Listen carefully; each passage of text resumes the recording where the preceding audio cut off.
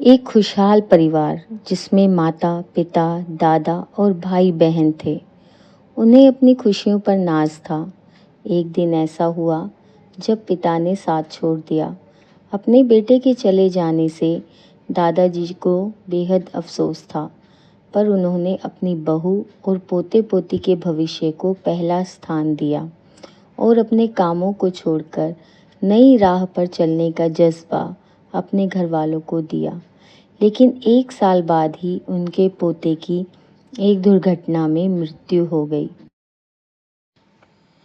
यह वक्त बहुत गंभीर था, पर इस वक्त में भी दादाजी और उनकी बहू ने संयम से काम लिया। घर की बेटी की ओर ध्यान देते हुए आगे बढ़े। समय के साथ ढलती उम्र के कारण दादाजी ने भी विदा ले ली।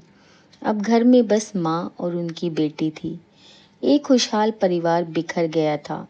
अब बेटी बड़ी हो रही है, जिसके जीवन के अहम फैसले उसके सामने हैं, पर मन में उदासी और बेचैनी है। महज 14 वर्ष की आयु में पिता और फिर भाई को खो देने की तकलीफ है, पर हमेशा अपनी माँ की सीख पर जीवन में आगे बढ़ती रही। हमेशा एक हंसता हुआ चेहरा लिए ही उसने अपने जीवन को गले लगा रखा था।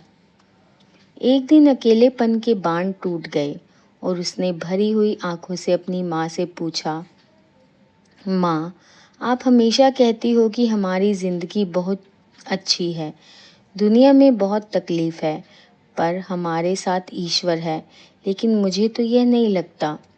एक एक करके सब चले गए, आज केवल उनकी यादें हैं। तब माँ ने उसे जवाब दिया, बेटा, मैं मानती हूँ तूने बहुत कम उम्र में अपने पिता और भाई को खो दिया। तुझे उनकी कमी महसूस होती है, लेकिन बेटा, तेरे पिता ने इस तरह की व्यवस्था की थी कि हमें कभी किसी के आगे हाथ नहीं फैलाना पड़ा। न हमारे सर से छत हटी और ना कभी तेरी परवरिश में कोई कमी आई। तेरे और मेरे नसीब में उन सबसे दूर जाना तय था, पर ईश्वर पे विश्वास रखते हुए हमने हमेशा उनका आदर करके ज़िंदगी को गले लगाया। उस कारण ही हमें इस दुख को सहन करने की ताकत मिली। अगर यह हिम्मत नहीं होती तो आज हमारी ज़िंदगी एक अभिशाप बन जाती। सीख: खुशी और गम एक ही सिक्के के दो पहलू हैं और हर एक पहलू ज़िंदगी में दस्तक देता है।